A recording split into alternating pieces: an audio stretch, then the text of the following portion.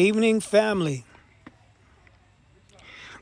I'm still in my intro. I'm attempting to talk about Revelations chapter 12. I'm going to talk about it in four parts. One storyline broken up into four parts, dealing with the woman, the man-child, the dragon, and the wilderness area that we all go into. But I do feel the need to say something, and I'm very careful about this, to say something directly to the European. Your uncle Japheth, your grandfather Japheth is my uncle.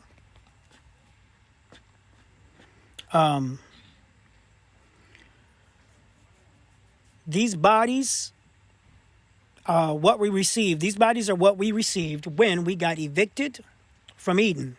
And we're going back into Eden. All of us, right? I know darn well that there are members of the black community, members of the Hamitic community, members of the African community that will walk up to me with a gun and shoot me. So I know this doesn't matter. It's an individual thing.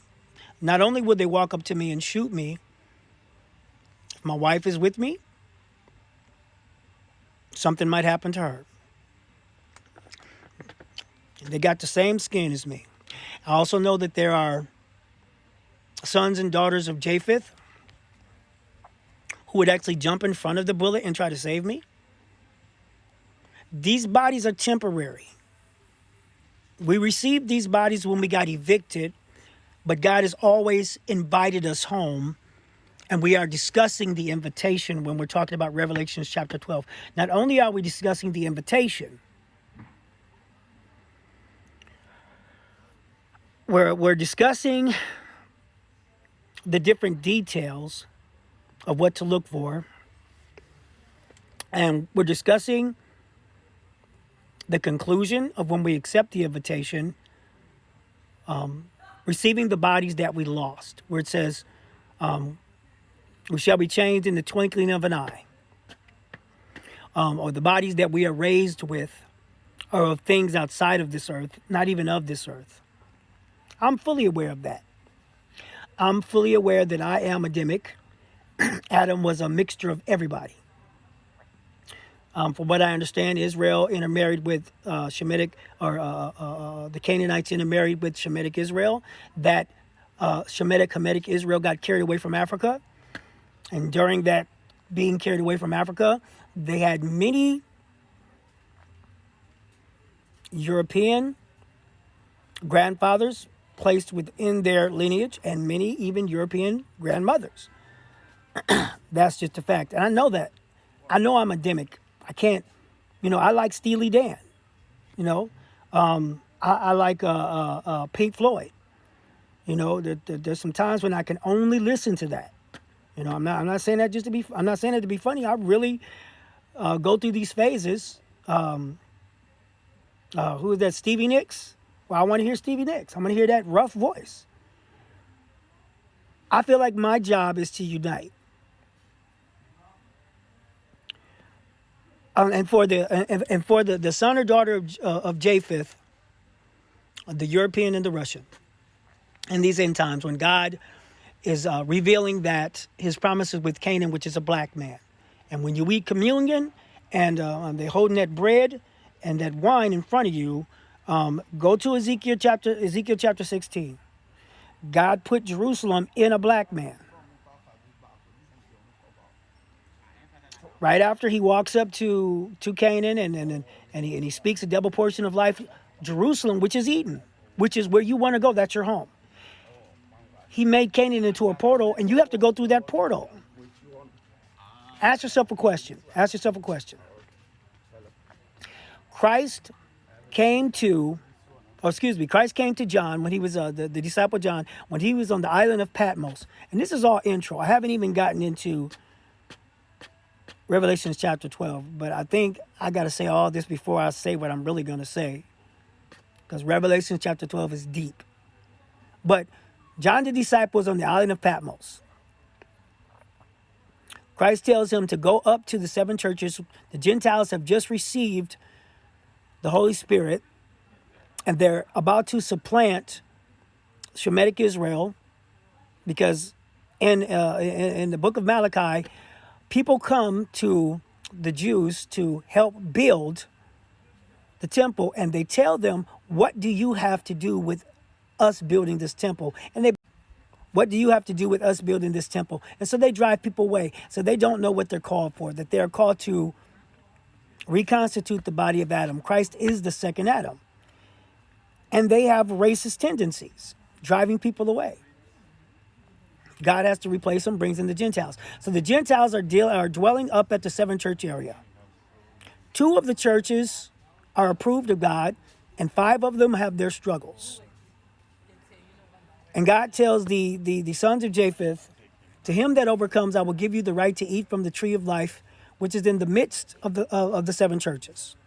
So the Gentiles have the ability to defeat death, to never lose a loved one, to have the presence of God manifesting, because Christ says he dwells. God is everywhere, but he says he dwells, which means he'll manifest there in front of the Gentiles, and they're taking the leadership role.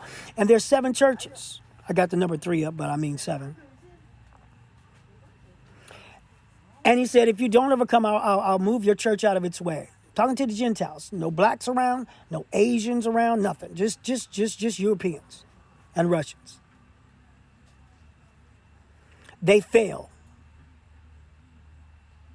because the 7 churches got moved, got dissolved. They replaced the 7 churches with 7 countries, and they replaced Christ's presence with either a preacher or a pope. They replaced, in the book of Acts, there's an economy of sharing. Bring everything. He told them, go out and sell everything you have, put it on the table and divide it evenly. That was the economy of heaven that the Gentiles were assigned to, sharing everything evenly with all races and all tongues.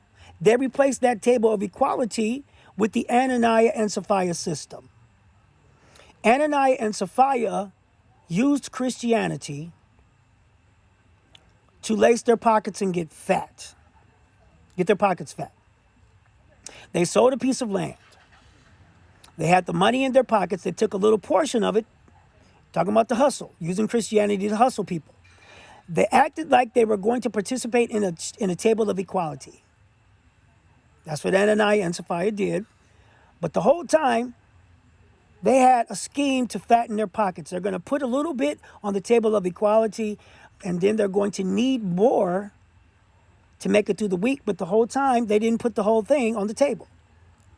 So by just putting a little bit on the table, everybody's going to give them what they need for the week.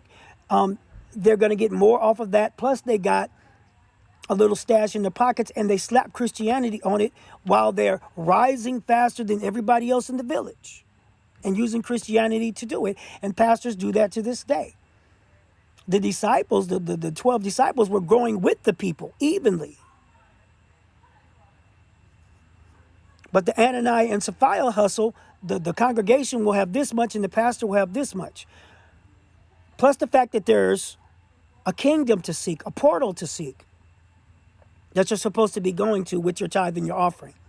That the pastor is supposed to seek first the kingdom. He's supposed to go to the portal and identify the portal, and it's the evidence of it on the tabernacle design as the table of showbread, the 7 churches, and the altar of incense, 3 real places. He's supposed to go and seek that out first before he starts preaching, and actually preach from the portal. So that when he's preaching, you never think it's symbolic, that the kingdom is just walking in love. Because he's standing in the portal preaching a real place, and the 7 church area was a real place, and preachers were supposed to preach from that place so the people never got what the kingdom is confused. It's an actual place, and the Gentiles had access to immortality. They were gods. Galaxies outside of our galaxy were your riches. And for other people's money, they gave that up.